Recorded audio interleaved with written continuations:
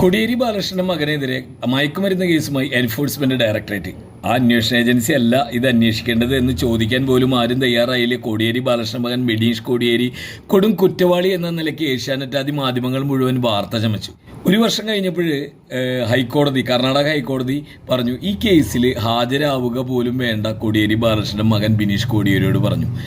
കടുവായെ കിടുവ പിടിക്കുന്നു എന്ന് പറഞ്ഞ പോലെ ഇഡിക്കെതിരെ വിജിലൻസ്, അതും വ്യക്തമായ തെളിവുകളുടെ അടിസ്ഥാനത്തിലാണ് പോകുന്നത്. പക്ഷെ നമ്മുടെ മാധ്യമങ്ങൾ ആഘോഷമായി വാർത്ത ചെയ്യാനായിട്ട് താല്പര്യമില്ല എന്നുള്ളത് അവരുടെ ഗതികേടാണെന്ന് പറയാണ്ട് നിവൃത്തിയൊന്നുമില്ലല്ലോ. ഇത്തരത്തിലുള്ള ഏജന്റുകൾ പറയുന്ന തുക അവർ പറയുന്ന ബാങ്ക് അക്കൗണ്ടുകളിലേക്ക് ട്രാൻസ്ഫർ ചെയ്യുകയും അത്തരം കേസിൽ നിന്ന് വിടുതൽ നേടി എന്ന് സ്വയം വിചാരിക്കുകയും ചെയ്യുന്ന സാഹചര്യങ്ങൾ നമ്മൾ കാണുകയാണ്. വളരെ ഗുരുതരമായിട്ടുള്ള ആരോപണമാണ് അടുത്ത കാലത്ത് ഉയർന്നു വന്നത്. ആരോപണമല്ല, കൃത്യമായിട്ടുള്ള വസ്തുതകൾ വെച്ച് ഫോൺ കോൾ സംഭാഷണം, CCTV ദൃശ്യങ്ങൾ, വാട്സ്ആപ്പ് കോളുകളുടെ മെസ്സേജുകൾ, വാട്സ്ആപ്പ് മെസ്സേജുകൾ, സോഷ്യൽ മീഡിയ പ്ലാറ്റ്ഫോമിലുള്ള മെസ്സേജുകളെല്ലാം കാണുന്നത് ഏറ്റവും വിശ്വാസയോഗ്യമായി മുന്നോട്ട് പോകേണ്ട ഒരു ഇൻവെസ്റ്റിഗേഷൻ ഏജൻസി